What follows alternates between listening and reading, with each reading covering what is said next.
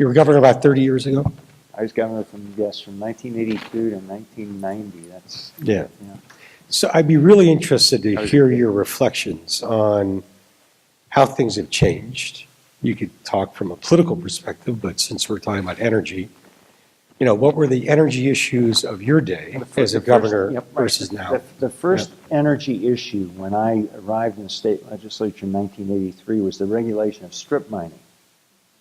Because strip mining in southeastern Ohio was virtually unregulated. And the problems of stream runoff were huge. We did not yet have a state environmental protection agency. And you did? Ohio did not have a this state. This is 1983. I mean, wow. We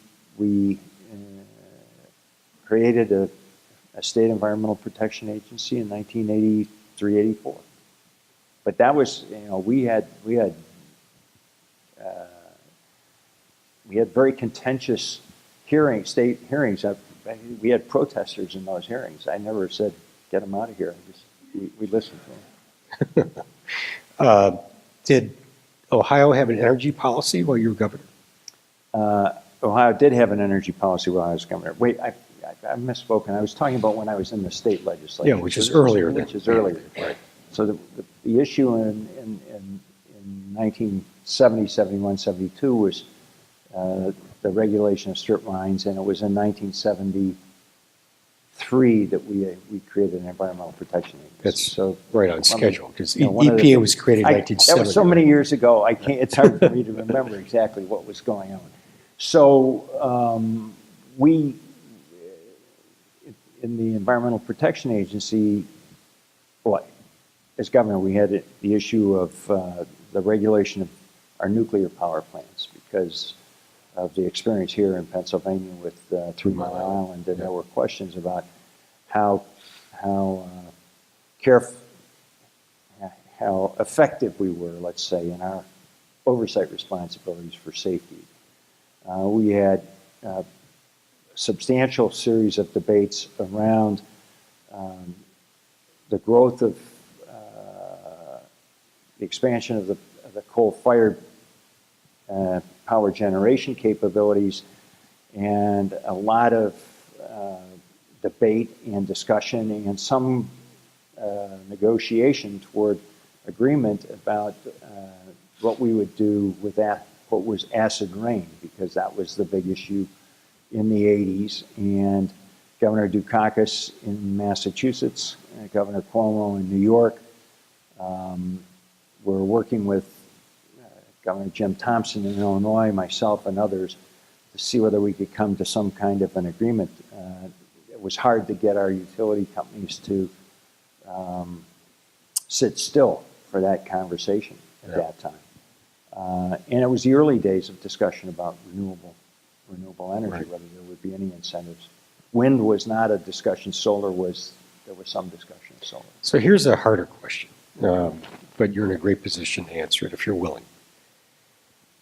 Knowing, I'm also working off what Premier Weatherall said earlier, and in particular, he mentioned something called the Climate Group.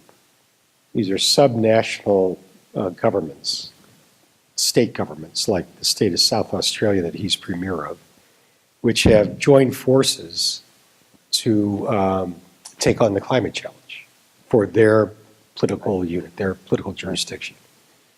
All right, so here's the question. Choose your state, but I would suggest either Ohio or Colorado, probably the two you know the politics of best.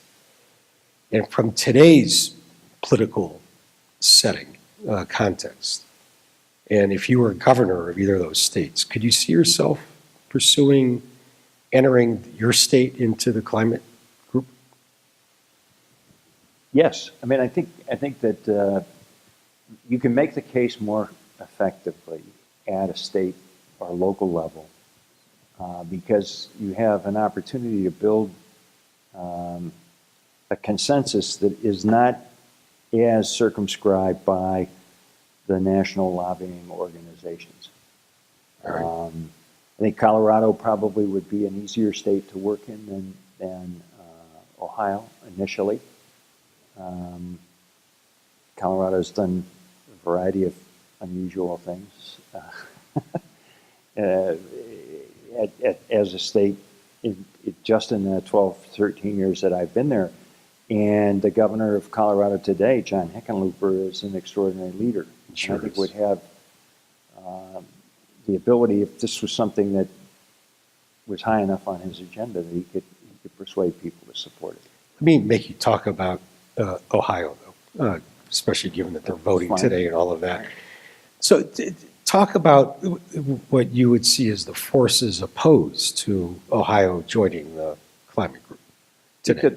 The challenge is, and the premier talked about this a little bit, the challenge is to educate a constituency to understand that, in fact, economic growth or economic stability requires moving toward a less carbon-dependent economy.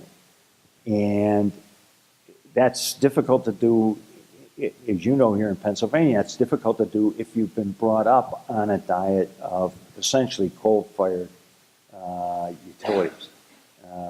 There's some nuclear in Ohio, but that wasn't big enough to help carry the day. I think the fact, our experience is the two folks that I've talked to about your Senate candidates here in Pennsylvania indicate there's been a dramatic change in an understanding about how wind and solar can make a difference. And one of the reasons I'm interested in sort of household solar is I think that in a way is more viable when you think about a state like Ohio than solar farms. I mean, we're still going to use our farms to grow soybeans and corn, things of that kind. Solar farms probably aren't, it doesn't ring to the Farm Bureau Federation in Van Wert County, right? But household solar will ring to it. And so there are a variety of ways to go about this. Would you want to be governor of Ohio again?